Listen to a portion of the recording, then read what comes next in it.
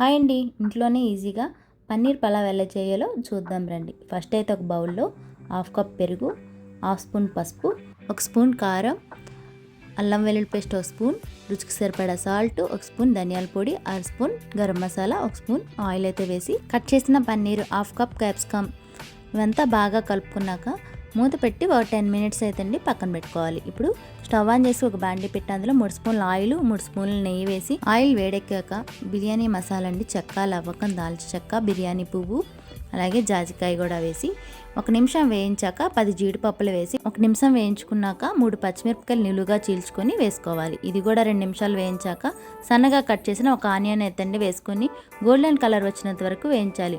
1 spoon అల్లం వెల్లుల్లి paste వేసుకొని పచ్చివాసన పోయినంత వరకు వేయించినాక 2 టమాటాలండి సన్నగా తరుక్కొని టమాటా అనేది సాఫ్ట్గా మగ్గినంత వరకు మగ్గించాలి. రుచికి సరిపడా సాల్ట్, ఇంకా మనం ఆల్రెడీ పన్నీర్లో ముందే వేసాం కాబట్టి అండి సరిపడగా వేసుకోండి.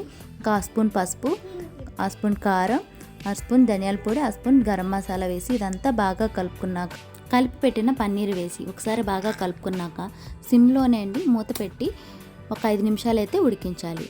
5 నిమిషాల తర్వాత మూత తెరిచి చూస్తే ఆయిల్ అయితే పైకి తేలుతుందండి. మన పన్నీర్ అయితే కుక్ అయిపోయినట్టే. అరగంట పాటు నానబెట్టిన బాస్మతి రైస్ కానీ లేదా నార్మల్ రైస్ అయినా వేసుకోండి. ఇదంతా బాగా కలుపుకున్నాక రైస్ని మరీ ఎక్కువగా కలుపుకూడదండి, లేదంటే రైస్ అయితే విరిగిపోతుంది. వెంటనైతే మీడియం ఫ్లేమ్లో పెట్టి కలుపుకోవాలి.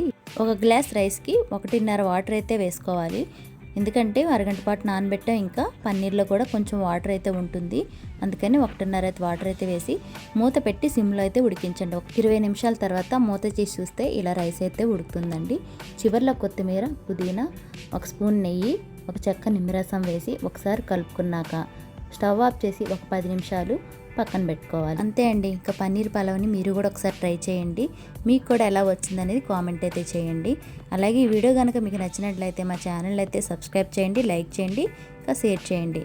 Thanks for watching. Bye bye.